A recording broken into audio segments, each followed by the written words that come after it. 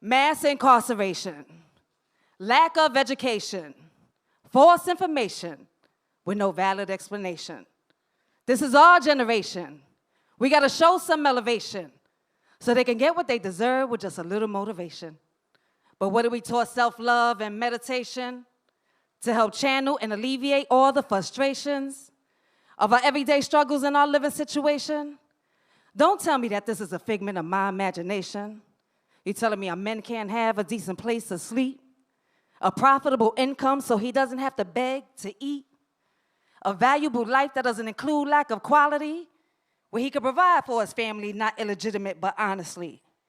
We want a young king to walk. Ladies and gentlemen, welcome to Sessions Cafe, brought to you by Intrigue Magazine. I'm your host, Keri D. Singleton, and today it is my honor to welcome my guest and friend, Kim GoodLook Seabrook. How are you, sister? I'm doing great. Thank you so much for having me. And you honor. Look great. I'm doing the BX stuff Yes, today. you are. Yes, I am. Trying to represent. Blank. Kim, you're a poet and author, a radio host, an actress, and so many other things, that I could list. You've done television. I've looked up to you for a while, on the side.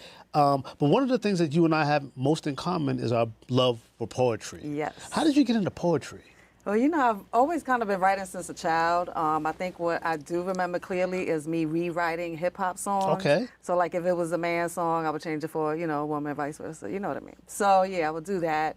But I always remember writing. And then one day I got on that stage and I became a poet. So would you write like a female's version to LL Cool J's I Need Love? I did. Or something? I actually did Around the Way Okay, Boy. Around the Way. Yeah. Okay, Around the Way Boy. Uh-huh.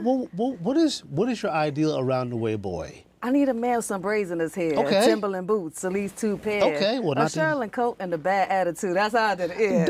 Yeah. My homegirl. Yes. No Crocs. That was years No ago, Crocs, though. though. No Crocs.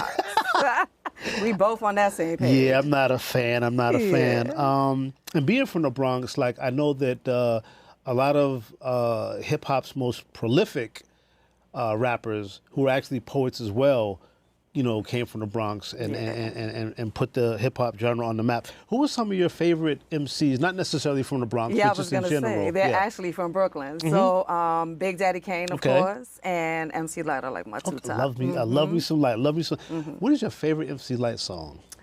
Light as a rock, or I should say a boulder, rolling down your neck, pounding on your shoulder. Yeah. Yes. I can keep going. Light. That's it, Light as a rock. I love that sister. She's a sweetheart, and she's got so humble. So humble. She's doing amazing. She's doing some great things.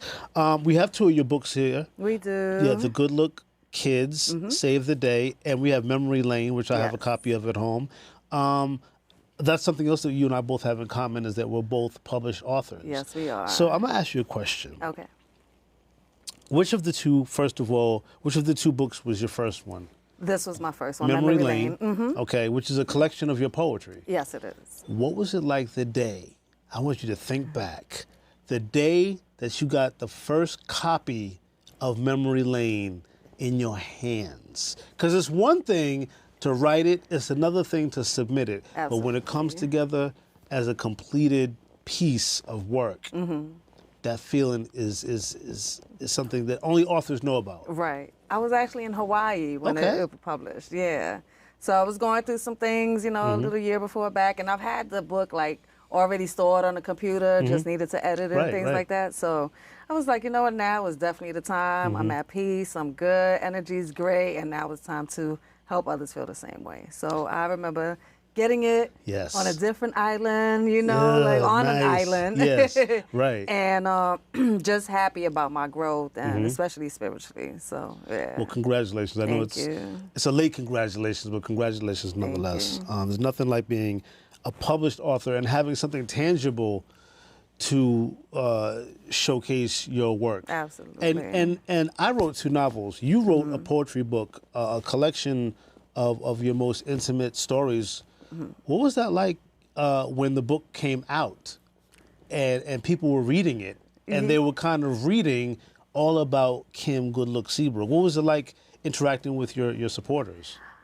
It wasn't Well, okay, so the first time I went on stage, I actually did a poem about me having an abortion and being in an abusive relationship. So if I can do that, then this made this book a lot easier, and knowing that I can help somebody who had experienced some of the same things that I went through. Yeah. So that was the feeling of knowing that when other people read that book. Yeah. Do you feel a lot of times that your work helps other people? Oh, it has for sure. But that's what made me continue poetry. It wasn't just for me, because I realized that I was a voice for other people. So that's what made me pursue a career as a poet. As a poet. Straight from the Bronx. Yes. I've lived in the Bronx myself. Definitely a borough. I love the food. I love the energy. I love the people. I love the sounds of the Bronx. I've lived in 4 different boroughs. Okay. All of them except for Manhattan. And the boroughs definitely, although it's all one city, they all have a different personality. I kind of always feel like being in the Bronx makes you tough, because the Bronx has this reputation of always being tough, especially if you live below Fordham Road. You know what I mean? Right. Which I did. Right. How did the Bronx make you tough? You know, I mean, we was out in the streets as little kids, running around. We would get on buses. We would get on the trains.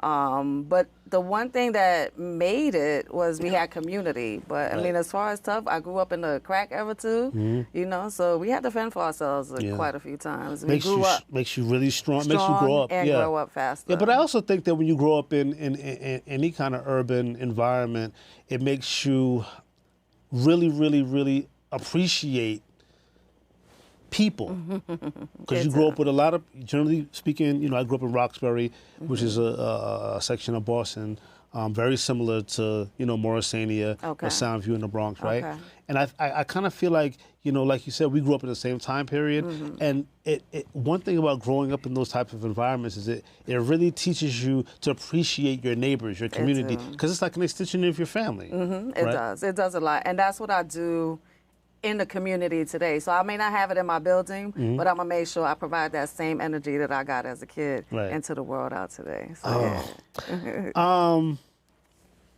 let's take a breather and a step back. So you experienced homelessness. Yes. What was that like? Give us a real internal, for those of us that have never been homeless. What was that like? Well, it was difficult. It was, and then while I was homeless, I was still pursuing a career, you know, as a poet. So there's a lot of times where I had to sleep in my car, and the car got repossessed. That was one thing, you know, but then I didn't have to deal with a cardinal. So I had to take it as a lesson learned, right?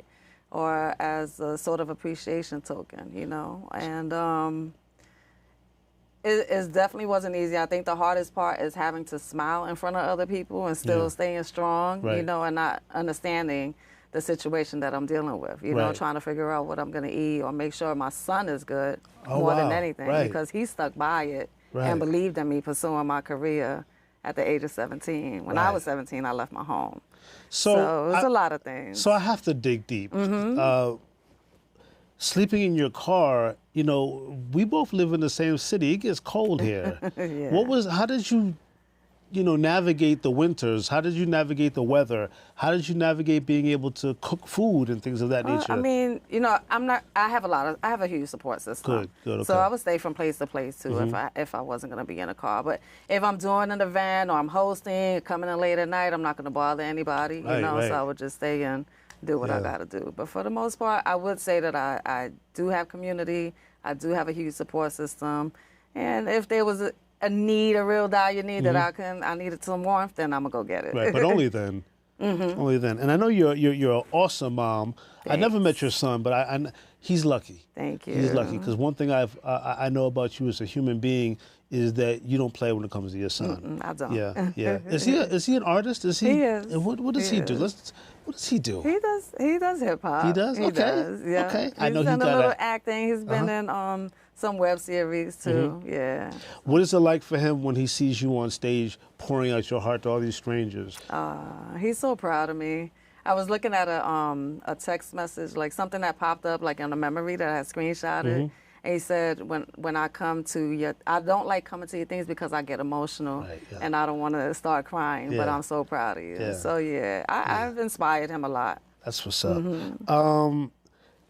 How does Kim GoodLook Seabrook turn dark moments into poetic verses? Because not everybody can do that, even people that are poets. It's very courageous.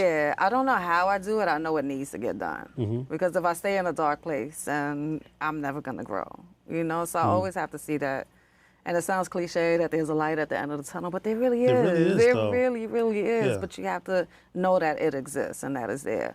And it could be right there, and you know, you're shoveling and you're hitting or whatever it is, you know, to get to that point. And if you decide to turn around, then you did all that work for nothing. Right. So you just got to keep going. So when you pick up the pen or type, however you do it, and you're in your darkest moments, not that you only write when you're in your dark moments, but I know for me, that's like an escapism. Is it for you? Oh, absolutely. I always say poetry was my therapy. Okay. It's a release. For and sure. Unlike you, though, Kim, I can't recite. Okay. I'll write it, but I can't recite it just because my memory is trash. Okay. But when you or writing it, that's one emotional escapism. But when you're reciting it in front of God knows how many people, how does that make you feel in terms of like being a release? It's definitely that you said the right word. It's a release. It's a release. It's like a lot of stuff is lifted off. Even if like I'm not even going through the situation no more, it just still feels like, oh God, I'm not going through that no situation. more. Right. Yeah, exactly. you know. And I think again, it's like the feedback and the energy from other people when they're like so proud and they're thankful that I can share a story that some are not able to speak on their behalf. That's true. Now, before we go to break, I want to jump into just one topic. Okay. And I don't want to sound ignorant, but the Kim GoodLook Seabrook that I know is strong, is self-assured, don't take no BS. And so how does Kim GoodLook Seabrook, the person that I know, become a victim of domestic violence? How did that happen? That's a good question. And you know, you're not the only person, even when it happened, like, because it mostly happened more like teenage years and then like right after teenage. And I think it's because that's what the product of the environment that I was in. I seen my mother go through it, you know, and so clearly when I left my mother's at 17, that's when I got into my first abusive relationship. And it was like my ego or, you know, I'm doing good. I can't let her know I'm doing bad to go back home. So I dealt with all of that to make it seem like I was doing better than I actually was. Wow. So, yeah. Wow. But was it a situation where you felt like you couldn't leave or you felt like you could change your partner? Yeah, like, there's always that stuff, you know, and I think that's the nurturer in me. You know, I feel like I can make this person get through whatever they're going through, make them better, you know, or, you know, let them know that they're not alone because they also like to put that stuff on you, you know, make them feel like they're the victim, you know, so, yeah. Well, I'll just say this, sister, I'm proud of you. Thank you. I love who you've become. Thank you. And who you've become will be discussed right after this break. We'll be right back on Sessions Cafe.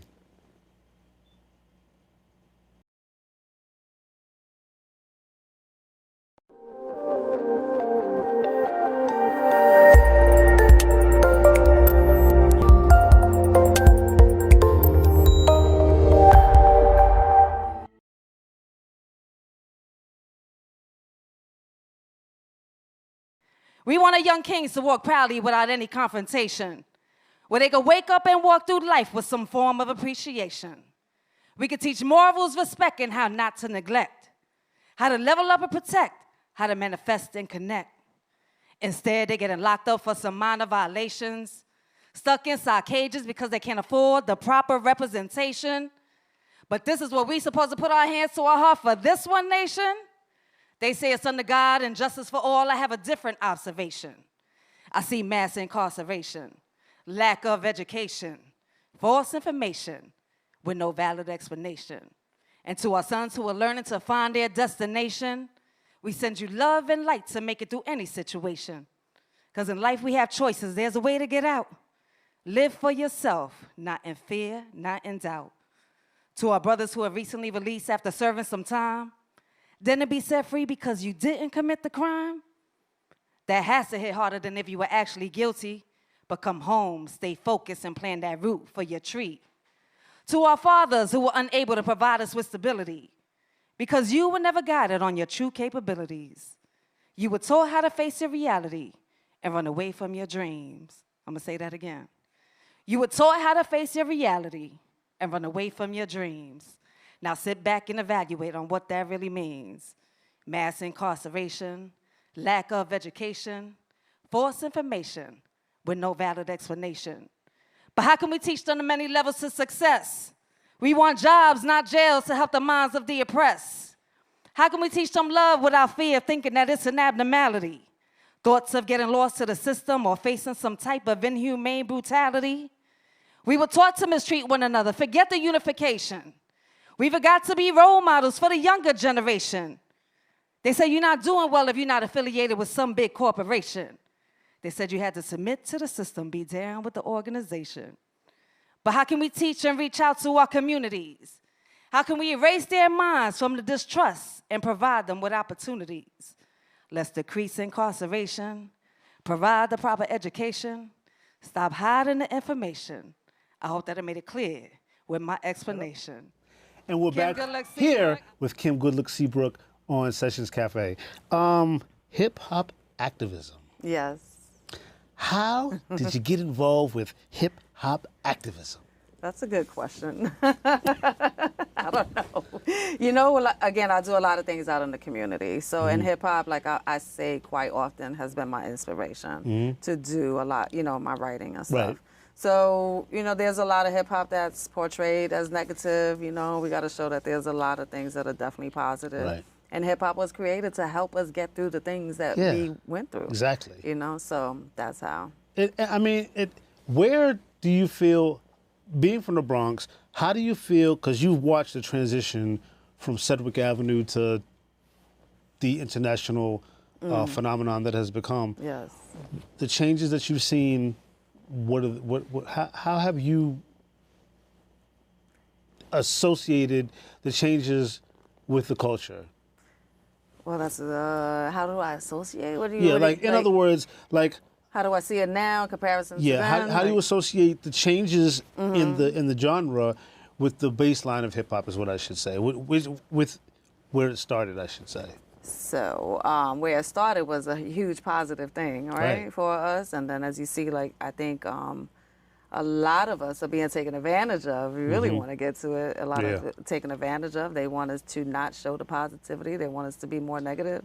When you say they, what do you mean they? The system? The system behind it, okay. the system behind it. There's a whole huge system that they're making money off of us, you know, and not putting us in a good light. I agree. We had Self-Destruction, right? That was a song. Right. We wanted to hear that song. It was needed. Yeah. Could you imagine today? Self-Destruction. Yeah, what? Yeah. Not that it's not necessary, but I don't believe that the artists, I couldn't really take them seriously if I had, I'm not going to name any artist, but name any artist that's come out in the past 15 years, I don't think I could take them seriously if they collectively came together and made a song that pushed a positive narrative like that. Would you be able to? I don't.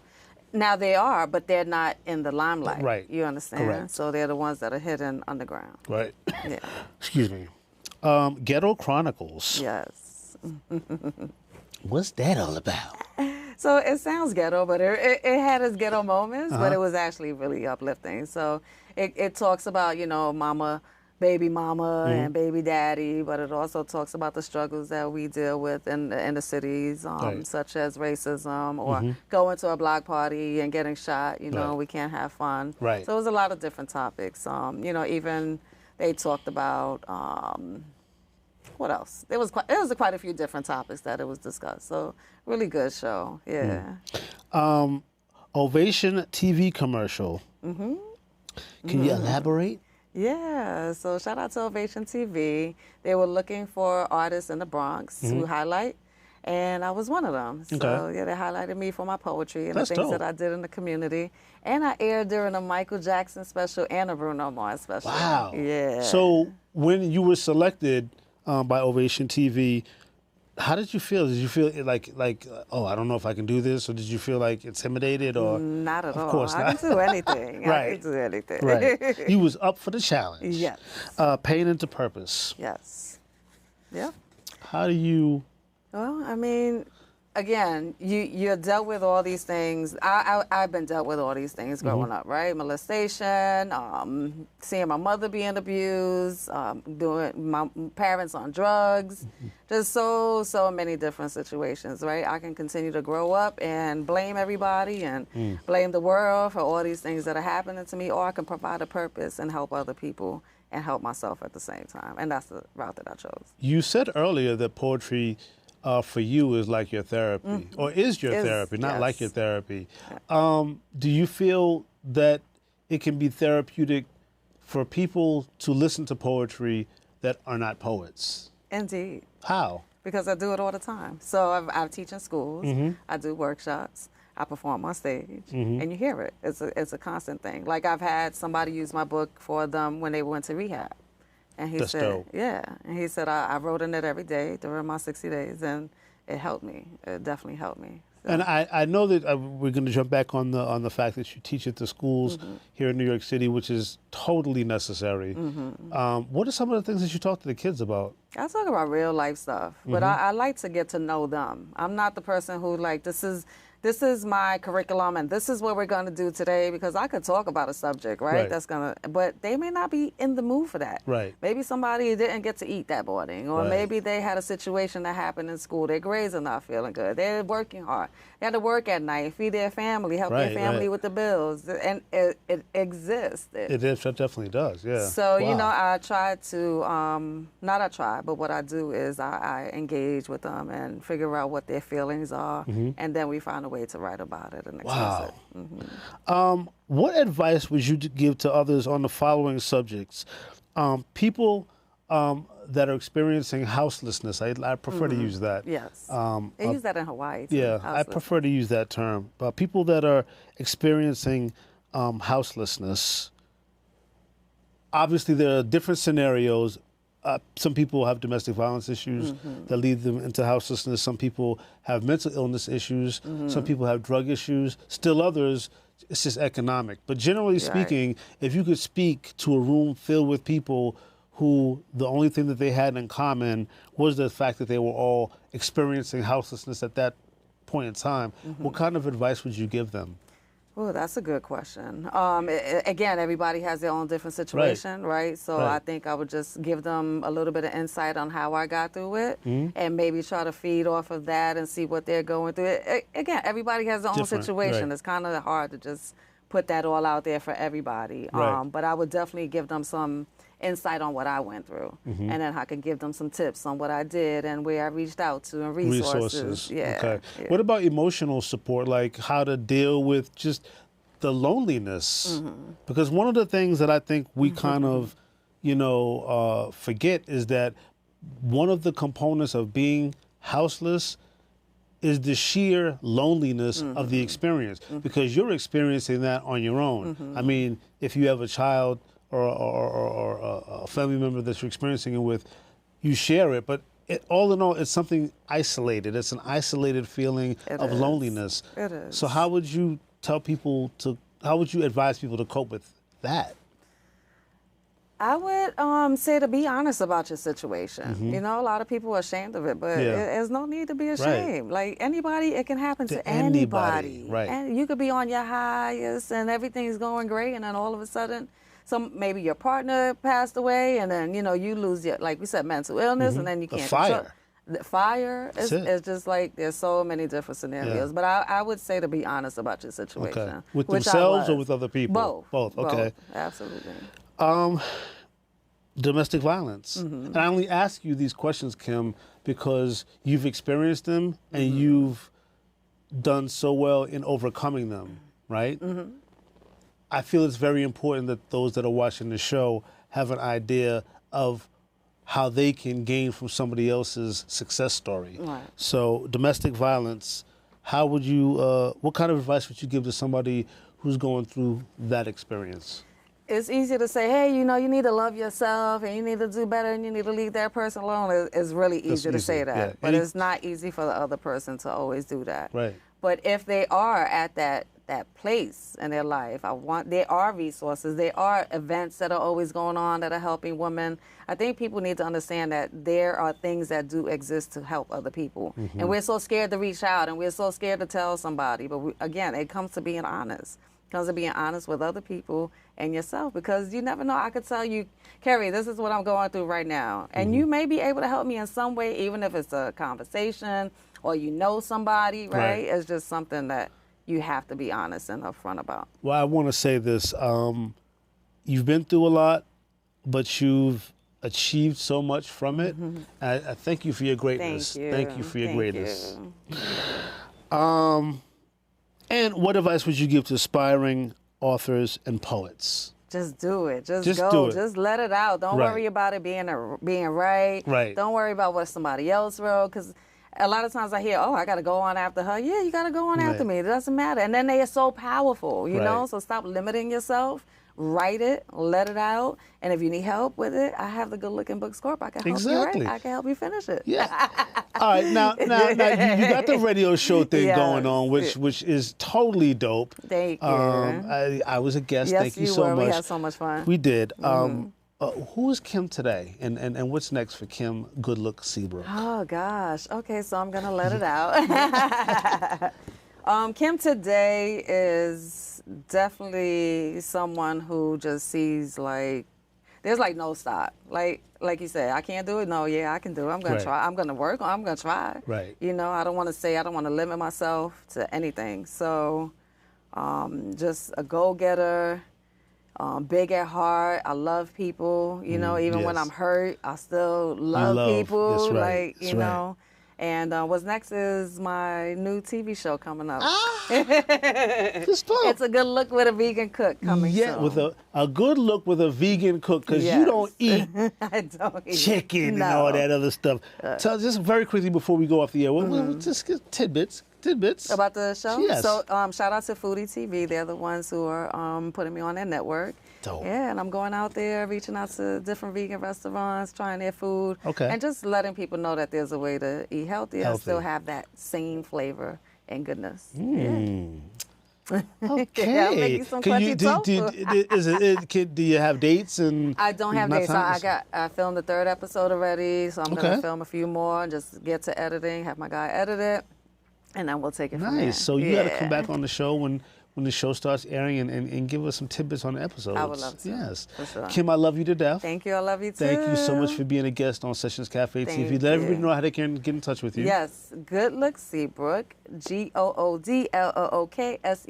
Seabrook, which you probably have that here, right? We'll on get- IG. Yeah, we'll make sure. Yeah, we'll make it. Yeah. On IG. Yep. Yeah, just Google me. And I hate to say that, but I when know. I used to be Googled, you would see my mugshot. Right. So you don't see that no more. Now you see great stuff. Such amazing Right. things, and you can find me. Yes. Yeah, So doing Google stuff. her. Google me. her. Yeah. Google her. And get a copy of Memory Lane. Please. And the GoodLook Kids, Yes, which are this 3 is- kids who have disabilities, this but is they have dope. superpowers. Yes. So. Can we see? Yeah. Yeah. See And they help kids who are going through Yes. things. This one particular about bullying. Yes. Love this. Thank you. Thank you, Kim Seabrook. Thank you. It's always a good look when I'm around you. Ah. And we'll see you next time on Sessions Cafe. Peace.